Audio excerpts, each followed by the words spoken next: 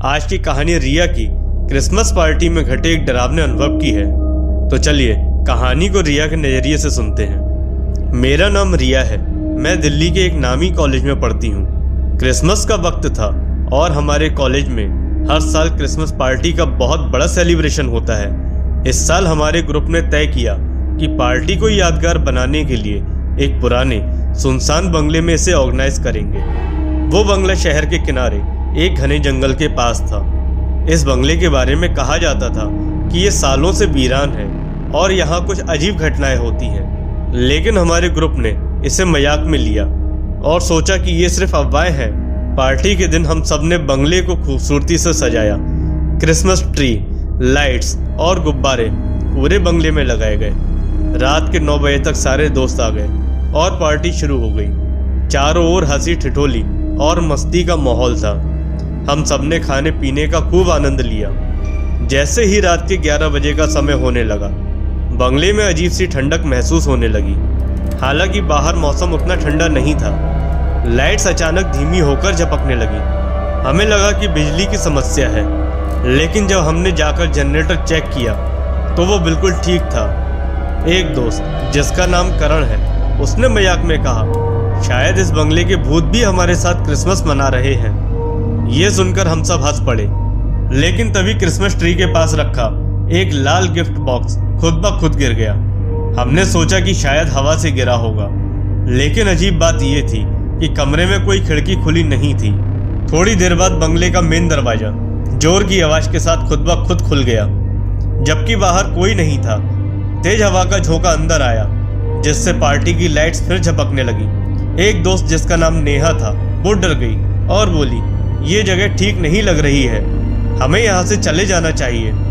लेकिन बाकी दोस्तों ने उसे शांत किया और पार्टी को जारी रखने को कहा। अब रात के 12 बज चुके थे। हम सब ने क्रिसमस गेम खेलने का प्लान किया। जब हम सब क्रिसमस गेम खेल रहे थे, तभी अचानक दीवार पर एक परछाई नजर आई। वो परछाई किसी इंसान की थी, लेकिन उस कमरे में उस दिशा में कोई नहीं खड़ा था। धीरे धीरे वो परछाई चलने लगी। सबके चेहरे पर डर साफ झलकने लगा। मैंने हिम्मत करके अपनी फोन की टॉर्च ऑन की और उस दिशा में रोशनी डाली, लेकिन वहां कोई नहीं था। तभी एक आवाज आई, जैसे कोई धीमी आवाज में कह रहा हो, मेरी मदद करो। तभी क्रिसमस ट्री पर लगे सारे गिफ्ट बॉक्स नीचे गिरने लगे। गाने अचानक रुक गए और एक अजीब सी फुसफुसाहट पूरे कमरे में गूंजने लगी। किसी ने खिड़की से बाहर देखा तो एक महिला सफेद साड़ी में खड़ी थी। उसका चेहरा आधा छुपा हुआ था और वो हमारी ओर देख रही थी। करण ने डरते हुए दरवाजे की तरफ कदम बढ़ाए, लेकिन वो दरवाजा जैसे किसी ने अंदर से बंद कर दिया हो। दरवाजा बिल्कुल भी नहीं हिल रहा था। अब हम सबके चेहरों पर डर साफ नजर आ रहा था। तभी कमरे के बीचों बीच काले धुएं का एक बादल सा बनने लगा। धीरे धीरे उसमें से एक भयानक आकृति उभरी। वो एक औरत की आत्मा थी, जिसकी आंखें जलती हुई लाल थीं और उसके बाल हवा में उड़ रहे थे। वो चिल्लाई, तुम सबने मेरी शांति भंग की है, ये जगह मेरी है। हम सबने भागने की कोशिश की, लेकिन दरवाजा अभी भी बंद था। वो आत्मा धीरे धीरे हमारी ओर बढ़ने लगी। तभी नेहा डर से बेहोश हो गई और हम बाकी सब कांपते हुए एक कोने में सिमट गए। करण ने हिम्मत करके एक क्रिसमस कैंडल उठाई और भगवान का नाम लेकर उसकी ओर बढ़ा। जैसे ही करण ने कैंडल से क्रॉस बनाया, वो आत्मा चिल्लाने लगी और धीरे धीरे गायब हो गई। उसी समय दरवाजा खुल गया और हम सब ने वहां से भागने में देर नहीं की।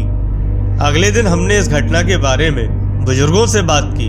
उन्होंने बताया कि वो बंगला एक महिला का था, जिसने सालों पहले क्रिसमस की रात को आत्महत्या कर ली थी। तब से उसकी आत्मा वहां भटक रही है। उस घटना के बाद हम सब ने तय किया कि कभी भी किसी सुनसान और अजीब जगह पर पार्टी नहीं करेंगे। वो क्रिसमस पार्टी हमारी जिंदगी का सबसे डरावना अनुभव बन गई।